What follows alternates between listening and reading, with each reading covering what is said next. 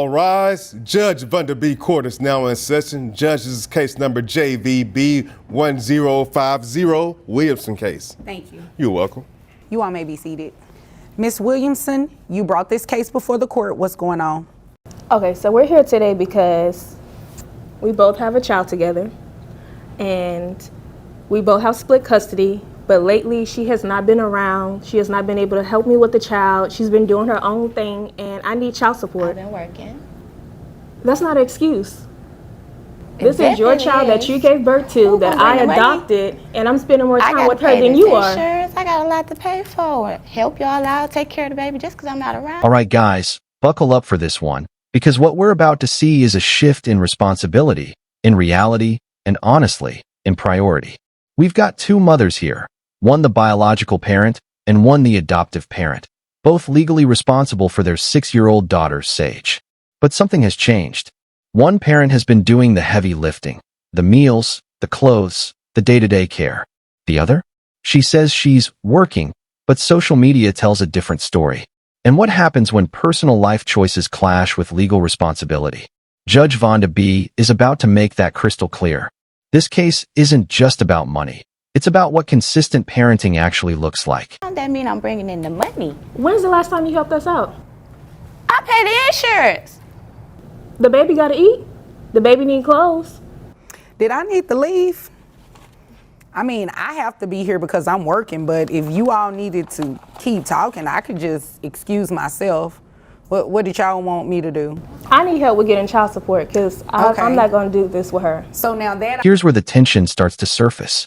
The adoptive mom explains that even though they agreed to split custody, she's been caring for Sage almost entirely alone for the past 3 months. And watch how the biological mother instantly deflects. She says she's working, but offers no concrete example of support. Judge Vanda tries to keep order, but the frustration is obvious. The key detail here is that their original custody arrangement included no child support, because they both agreed to share parenting evenly. But once that balance breaks, the financial responsibility must shift too. And the judge needs proof, not excuses or attitude. This is the moment where the emotional disagreement becomes a legal one. I can help you with, because the going back and forth and all of that, that's not going to help your case, okay? So I understand your frustration, and I do have the court order that you provided, and it looks like child support was not ordered because you all agreed to have split custody. Right. Did. Okay, so that's changed. Yes. All right. How often, like how long has this been going on? For about 3 months now. 3 months? My job ain't easy. Neither is mine, obviously, right? You'd agree that my job is not easy, right? I mean, look probably pretty not, easy right? sitting. Now pay close attention here, because this is where the biological mother's credibility takes a hard hit. While claiming she doesn't have the time to care for Sage, her co-parent reveals she's being flued out, hopping flights, traveling, and posting the lifestyle online. And the judge immediately pauses. Because once your private life becomes public, your priorities become visible. The courtroom doesn't have to guess. The contradiction between no time for your child and plenty of time for luxury trips is exactly why the judge steps in. This is a turning point. Emotional claims are being replaced by verifiable behavior. And in family court, behavior is what speaks the loudest. No, before I move over to her?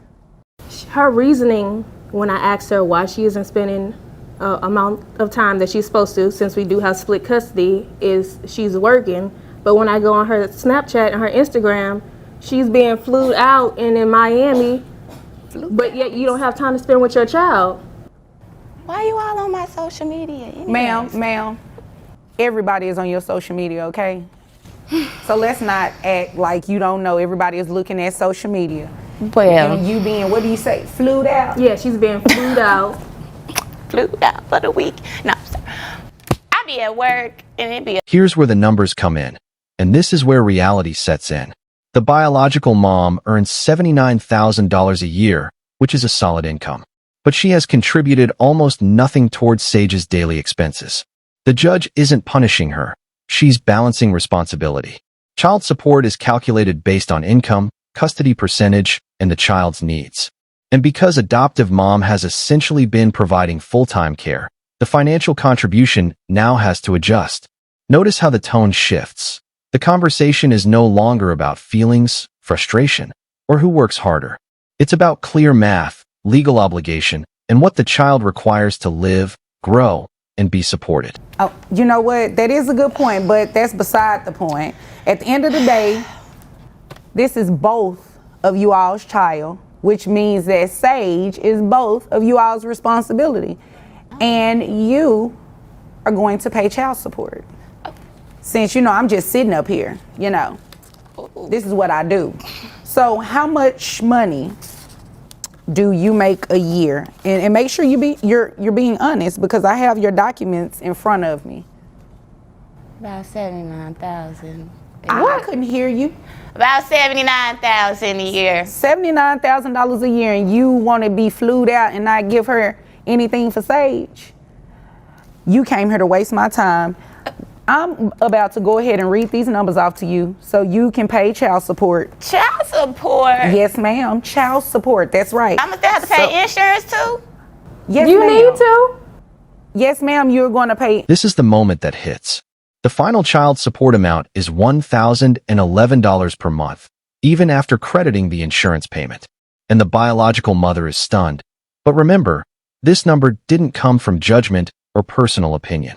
It came from her own income statements. The judge explains each deduction and calculation step by step, making it undeniably fair and transparent. And yet, the shock is real, because acknowledgement of responsibility often is. This is not about punishing her lifestyle. It's about ensuring Sage doesn't lose stability because one parent chooses to show up and the other chooses not to. It's accountability, not punishment. And stuff. I need you to pay attention to these numbers as they fly your way, okay? So, $5,157.12 is your net. One child, they bring your child support obligation to $1,031.42. Well, let me go ahead and give you a credit for that $175 that you. Thank you. It's not going to be much, so don't thank me yet. It's not. So, let's see.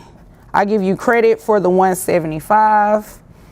658.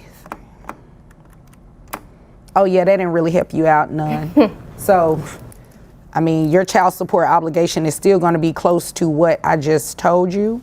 So, 5,000. So in the end, what did we really see here? Two mothers who began with shared intentions, but life pulled them in different directions. When one parent had to step up, the court stepped in to make sure the child's needs remained the priority. Judge Vonda didn't shame, didn't insult. She clarified, calculated, and corrected. And that's the core of family court. Consistency matters more than appearances. If this case hit you the way it hit us, let us know your thoughts below, and don't forget to like, share, and subscribe for more real courtroom moments that reveal the truth behind the emotions.